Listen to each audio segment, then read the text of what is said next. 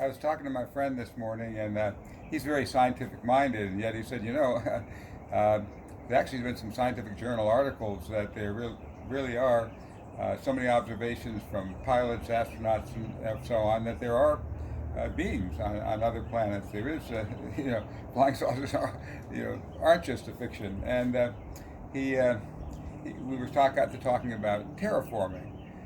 This is this idea that many people actually had, that Earth could sort of take another planet and do certain things with major Earth moving and other things to be able to terraform them, turn them into more Earth-like atmosphere, so that if we kind of screw up this planet, we've got another place to go. Well, I revealed to him that actually it's already been done. Not a new idea. And in fact, it's happening right now.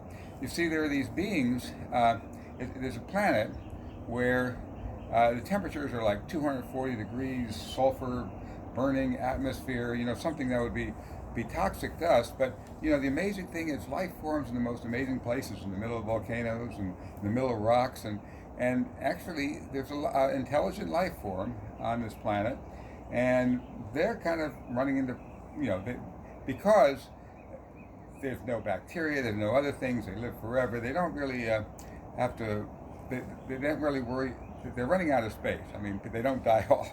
And so they found there's this nearby, really icky planet. It's got,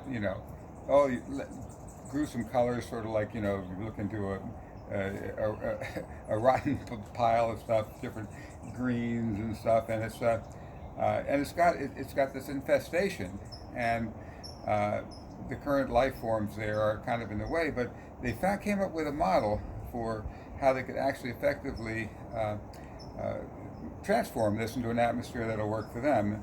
And what they did, it's very simple. They don't have to do a lot of earth moving and all that. They simply, monitored all the radio waves, gathered all the information they could of the planet, actually helped give the planet little advantages, like they gave them internet, because they didn't really quite have it yet, and a way to interconnect all the people on the planet, so that everybody would be putting their information up in the cloud, which of course then they have access to. And so they've come up with different manipulations to get all the information, kind of just suck it out of that planet. And with all the information, they could just psychologically figure out how can we manipulate this, this infestation of life forms, how we could manipulate it to do the terraforming itself, make it habitable for them. And so what they do is they kind of get different groups fighting against each other. They get certain key leaders, which will, instead of taking steps that would preserve their environment and to actually accelerate the destruction of their environment, and actually see if we can get rid of that little thin carbon layer, that oxygen layer, that poisonous oxygen stuff, get rid of that little layer, and then naturally turn the planet to something that's 240 degrees and very habitable.